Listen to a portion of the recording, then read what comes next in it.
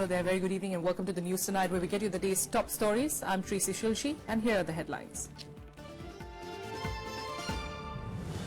Supreme Court expected to deliver the verdict on disproportionate assets case against VK Sasikala tomorrow.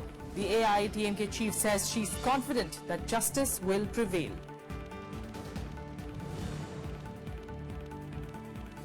Campaigning ends for phase 2 of UP Assembly polls with a series of political rallies by all parties. 67 Assembly constituencies in 11 districts to vote on Wednesday.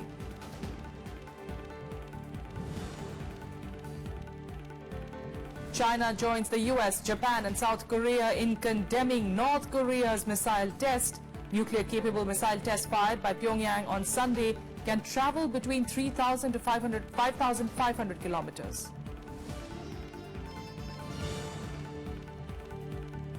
And Team India continues its unbeaten streak in test matches, defeats Bangladesh by 208 runs in one-off test at Hyderabad.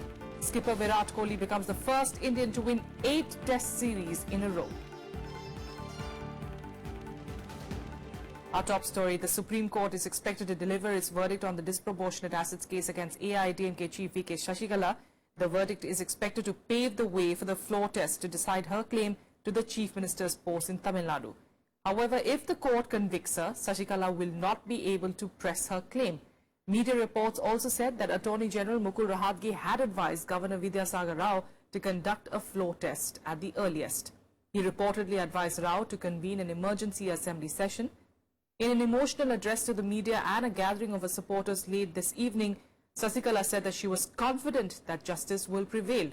She asserted that everybody can watch what we do as a party under my leadership, quote-unquote.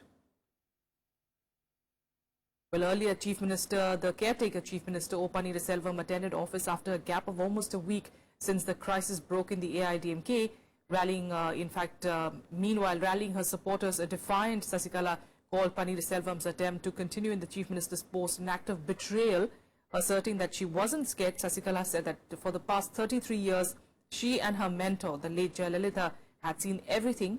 Here's a roundup of the day's events. AIADMK General Secretary Sasikala organizing a show of strength before the media on Monday. Addressing her supporters outside her Poise Garden residence in Chennai, she said attempts to divide the party will not succeed.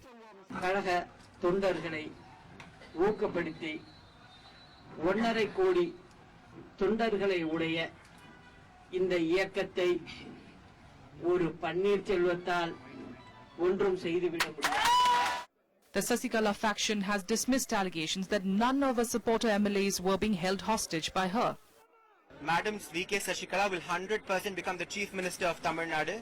I think all the MLAs have firmly supported Chinnamma. In a state apparatus, I think that is what is important. Mr. OPS can create a media circus, can do all the kinds of tactics to drum up social media emotion. But Tamil Nadu people deserve a decisive, strong leader who will take Chinnamma, Madam's legacy forward, and Chinnamma is the right person. Earlier, Tamil Nadu Chief Minister O Panneerselvam reached the State Secretariat where he held talks with senior officials. Incidentally, DMK Working President MK Stalin also reached the Secretariat ahead of him, sparking speculation of a possible meeting between them. It was Panneerselvam's first visit to the Secretariat after his resignation on the 5th of February. The caretaker Chief Minister has dismissed suggestions that administration in the state had come to a standstill due to the political crisis, claiming that he was meeting officials daily. No, you can't say it as a shortage of MLAs, because the MLAs are all trapped in a resort. They should be set free. If they are set free, they will surely support our Chief Minister. Despite the growing delay in initiating the process to form the next government, Sasikala and her supporter MLAs maintained that chances of Governor Vidyasagar Rao inviting her are high. The rift is within. When the rift is within the party, what is the role of the opposition parties? I understand all these things. See, this is just they want to save their face. They are blaming on the other parties. In growing support for Panneerselvam, 6 more AIADMK MPs joined his camp on Sunday, taking the number of parliamentarians in his favour to 11. On Monday, the Madras High Court reserved orders on petitions relating to the alleged illegal detention of 2 MLAs at a resort, where legislators supporting AIADMK General Secretary VK Sasikala are housed. The Sasikala faction accuses the DMK and some external forces from New Delhi of brewing dissent within the party. Meanwhile, the OPS camp is holding hectic parleys to garner more support. But in this squabble for the chief ministership, it is the state of Tamil Nadu which is suffering from governance deficit and has been pushed to the brink of political instability. Reporting from Chennai with camera person Sudhanshu, I'm Kriti Mishra for Rajya Sabha Television. Well, Kriti Mishra is in fact joining us now live from Chennai. Kriti, we do understand that the past hour, a couple of hours or so has been pretty dramatic as far as the VK Sasikala camp is concerned. We understand she is at that resort with all her MLAs and she is reportedly going to be spending the night there as well. Well, that's right, Tracy. The political turmoil in Tamil Nadu could take a sharp way tomorrow given the fact that the Supreme Court will pronounce the verdict in disproportionate assets case against Sasikala. If she is convicted, it's the end of the game for her. She cannot contest elections for the next 6 years. And she may try to plant some proxy candidate. On the other hand, if acquittal comes her way, then there's going to be a massive show of strength. Of course, she's going to camp tonight at Golden Bay Resort with her MLAs, giving pep talk to them. She said that the truth would emerge victorious. Meanwhile, Tracy, we're also getting report that one more legislator has actually oscillated towards Panneerselvam and one more parliamentarian is also expected to join ranks with him. So, of course, the political thriller would reach its crescendo tomorrow in Tamil Nadu. Tracy? Absolutely, absolutely. And when, at the moment, of course, like you're pointing out as well, she may have to name a proxy chief minister if at all she is, of course, convicted in those charges, that disproportionate assets case, a verdict of which will be out tomorrow. Are there names that are coming out from there, or is that still a very far away possibility and they've not thought about that as yet? Well, earlier also speculation was rife that if she is not accepted among the rank and file of the party, then she might come up with some kind of proxy candidate. But as of now, we are not hearing any name particularly. But Sasikala, of course, there are several issues staring at her face right now. She is very infamously known as Maran Gudi Mafia in Chennai. There have been several allegations of corruption against her. So she, of course, has to battle all that to actually emerge victorious and to get the legacy of Jayalalitha and prove her majority on the floor of the House. Tracy? All right, we leave it there for now. Kriti, thanks so much for joining us. I don't envy your position because we never know what's going to happen through the night. If we see more people, in fact, diverting towards the Panneerselvam camp or not. But thanks so much for joining us for the moment. We'll be back, of course, with you tomorrow for more updates on this particular story. With that, let's get you the latest now from the ongoing Assembly elections in Verdict 2017.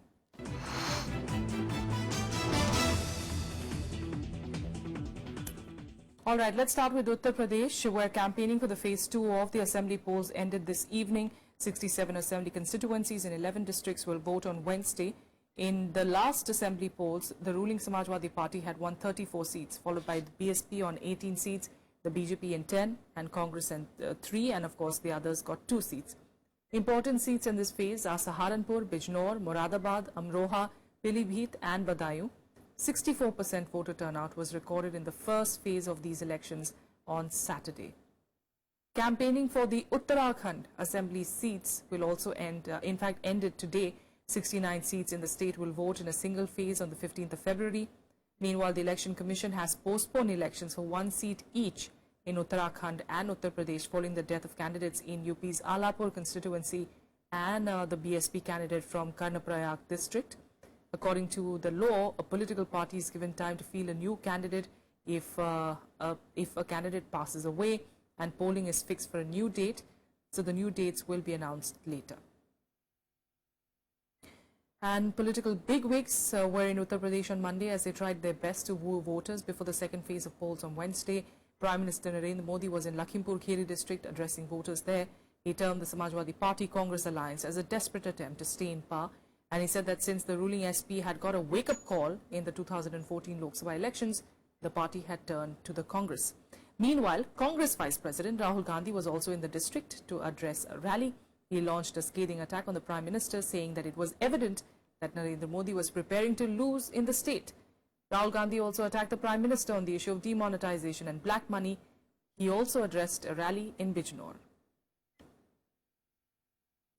Uttar Pradesh Chief Minister Akhilesh Yadav meanwhile addressed rallies on Monday, one in fact in Muradabad, where the UP Chief Minister once again targeted the Prime Minister over demonetization, saying that the Prime Minister just made a fool out of the people. He also said that BJP does not have any chief ministerial face, and that in fact shows that the BJP is not interested in making a government in Uttar Pradesh. He also targeted BSP Chief Mayawati, saying that she was only interested in constructing party symbols across the state and has no concern for development. In another rally at Badaun, Akhilesh Yadav said that if the Samajwadi Party was re-elected to power, then the youth will be admitted to police force without an examination. Meanwhile, BSP Supremo Mayawati also addressed rallies in Unnao and Etawah on Monday. She attacked both the BJP and the Samajwadi Party, saying that under the ruling government, the state witnessed deteriorating law and order, adding that many atrocities on Dalits went unnoticed. On the BJP, the BSP Supremo said that the party had no plans for development of the backward classes and said that they were interested in ending reservations for Dalits and the backward classes. प्रदेश की वर्तमान सपा सरकार में जहां शुरू से ही अराजक, आपराधिक, सांप्रदायिक, भ्रष्ट व दंगलबाजी व्याप्त रहा है, जिसकी खास वजह से ही यहाँ पूरे प्रदेश में चोरी, डकैती, लूटमार, फिरौती, हत्या, अपहरण, नया उत्पीड़न, गुंडा टैक्स, सरेआम गुंडागर्दी, जमीनों पर जबरन अवैध कब्जे तथा सांप्रदायिक दंगे व तनाव आदि की घटनाएं काफी ज्यादा चरम सीमा पर ही होती रही। And here's a look at the other election-related developments in Polpuri. The Indo-Nepal border points in Nepal's Kanchanpur district will remain closed due to assembly elections in Uttar Pradesh and Uttarakhand to avert any untoward incident during the polls. The second phase of Uttar Pradesh assembly polls will be held on the 15th of February. The assembly polls in Uttarakhand will also be held on the same day. The Election Commission today took cognizance of reports on conduct of exit polls by an organization and its publication by a daily, saying that it is in violation of the poll laws as assembly polls are still on. A commission spokesperson said that the report has been sought from Chief Electoral Officer of Uttar Pradesh on the issue. Using powers under the Representation of the People's Act, the poll panel had banned exit polls to ensure that its results do not influence voters. Elections to Alapur constituency in Uttar Pradesh has been postponed following the death of Samajwadi Party candidate Chandrasekhar Kanojia. He passed away after suffering a heart attack during election campaigning in Ambedkar Nagar. The polls were to be held on the 27th of February and the new date will be announced later.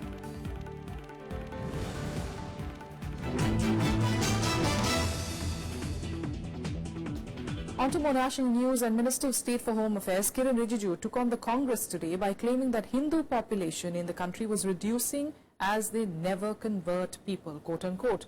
Rijiju posted a series of tweets along with a screen grab of a news report that quoted the Arunachal Pradesh Congress Committee as saying that the Narendra Modi-led BJP government is trying to convert Arunachal Pradesh into a Hindu state. Accusing the Congress of making provocative statements, Rijiju then tweeted, and I quote, "Hindu population is reducing in India because Hindus never convert people, but minorities in India are flourishing unlike some countries around."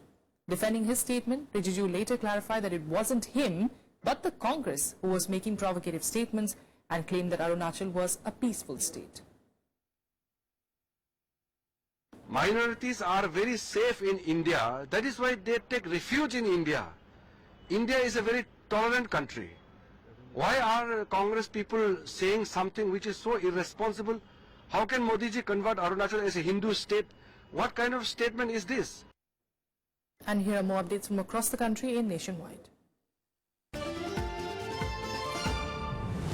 The Supreme Court has cancelled the admission process of more than 500 students who enrolled in the 5-year MBBS course in Madhya Pradesh between 2008 to 2012. The top court also dismissed all the petitions filed by the students.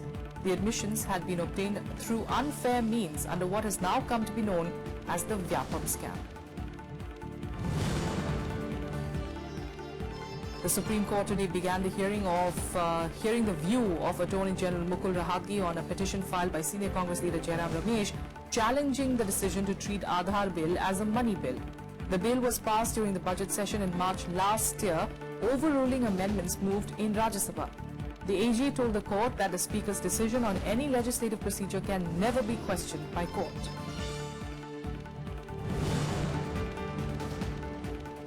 Calcutta High Court Judge Justice C.S. Karnan today failed to appear before the Supreme Court in connection with the suo motu contempt proceedings initiated against him. At today's hearing, the bench took on record the recent controversial letter written by Justice Karnan to the Registrar General of the Supreme Court on the 10th of February. Justice Karnan claimed that he was victimized for being a Dalit and this matter was to be referred to Parliament. The bandh called by Nagaland Tribes Action Committee Kohima and Joint Coordination Committee demanding Nagaland Chief Minister T.R. Zeliang's resignation affected normal life today across Nagaland. Vehicles were off roads while people stayed indoors. Business establishments, education institutions and government offices, including the State Civil Secretariat and the Assembly Secretariat, were closed. The Department of Personnel and Training warned that central government employees found misusing the leave travel concession will face disciplinary action. As per fresh guidelines by the DOPT, employees are required to submit a declaration that they have indeed travelled up to the declared place of visit. The declaration is required in cases where a person travels on LTC up to the nearest airport, railway station or bus terminal by authorized mode of transport and undertakes the rest of the journey to the declared place of visit by private transport or own arrangement. Without a quick break, more news follows in a bit. Stay with us.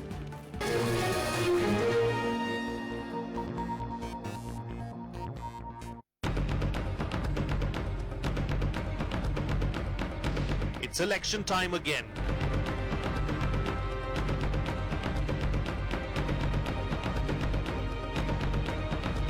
Voters in 5 states gear up to cast their votes. Catch all the action in Verdict 2017, Monday to Friday on Rajya Sabha television.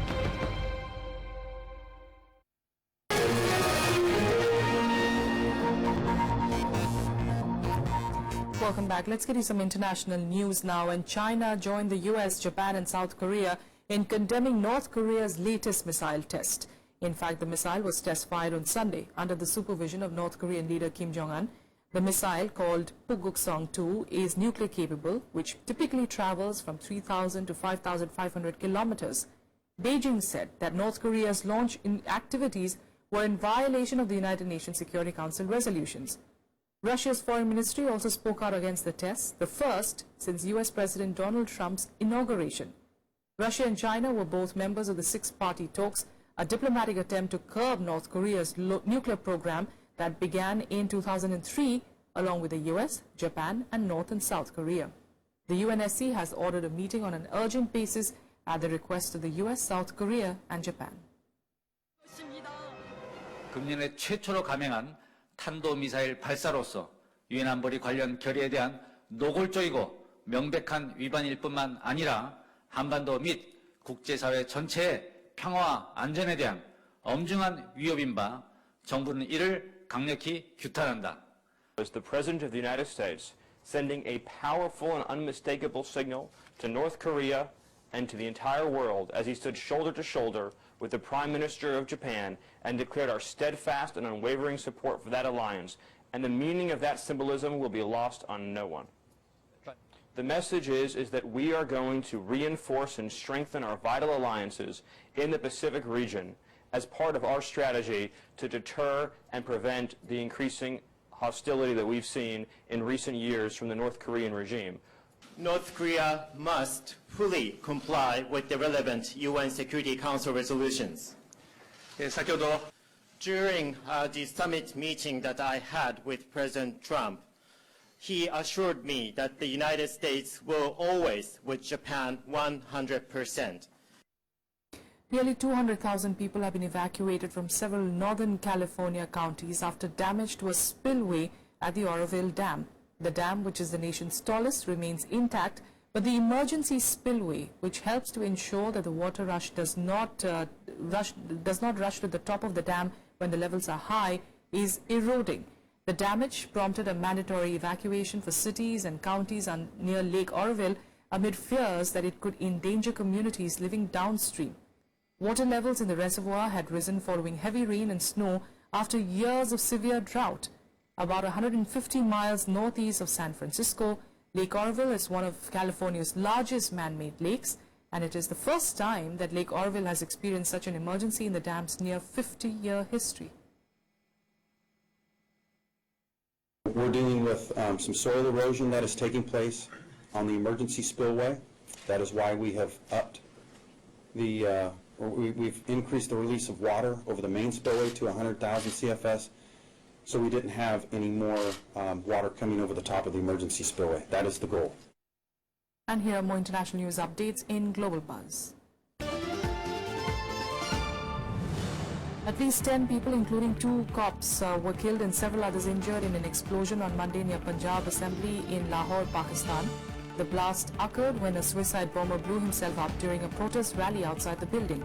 State police say that it was a suicide attack and the bomber targeted the police personnel present in the location. The U.S. National Weather Service has said a major winter storm is expected to dump 8 to 16 inches of snow on parts of the U.S. Northeast today. Authorities have sent storm warnings from New York to northern Maine. The weather might disrupt travel and result in delays and cancellations of flights. Coastal New England could experience flooding and widespread windy conditions with potential gusts greater than 80 kilometers per hour expected as far west as the Central Appalachians and Mid-Atlantic region.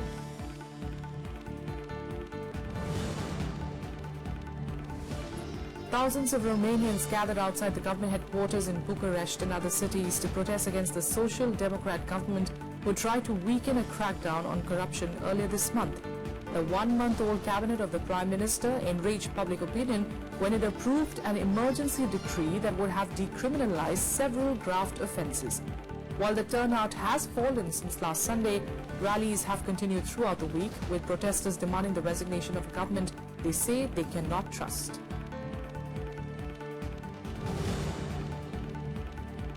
According to a UN report, 18 civilians, mostly women and children, were killed last week in air raids by NATO forces in Afghanistan's Helmand province. The UN in fact said that the strikes had been conducted by international military forces, but only US aircraft have been involved in recent coalition strikes.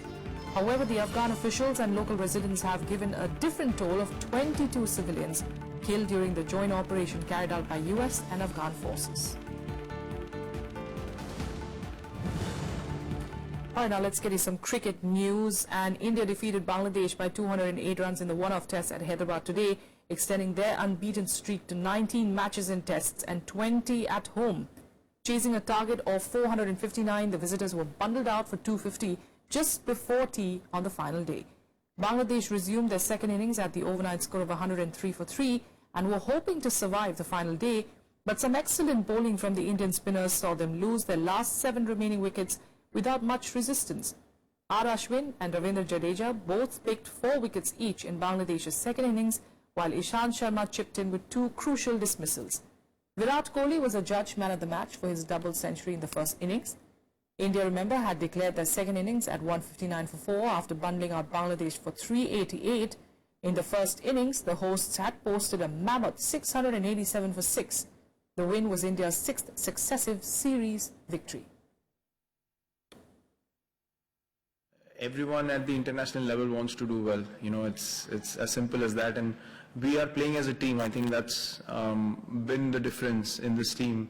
If you see, you can say probably 2016, you know, I've scored a lot of runs, but before that 2015 as well, we won test matches where I didn't score many runs, but the other guys were stepping up and scoring runs. So, you know, their confidence was rubbing off on me, and that's how you play as a team. And India grabbed another cricket victory. That had more updates in Sportsbeat. India defeated Pakistan by 9 wickets to win the T20 Blind World Cup in Bengaluru on Sunday. Batting first, Pakistan scored 197 for 8 in their 20 overs. Defending champions India, however, chased down the target in the 18th over with the loss of just 1 wicket. Opener Prakash Jairamaya scored an unbeaten 99 to put India on course for the title. With a win, India successfully defended the title they had won in 2012. Switzerland progressed to the Fed Cup semi-finals after beating France 3-1 in Geneva. The tie was poised at 1-1 after Saturday's rubber, but Switzerland's Timi Baksinski and Belinda Bencic recorded crucial wins to take their country in the last four for the second straight year.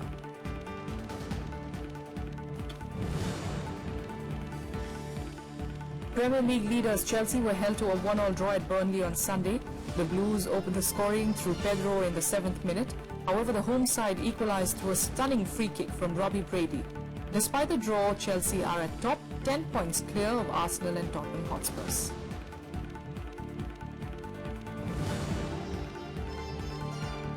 American Jordan Spieth won the AT&T Pebble Beach Pro-Am by 4 shots to lift his 9th PGA Tour title.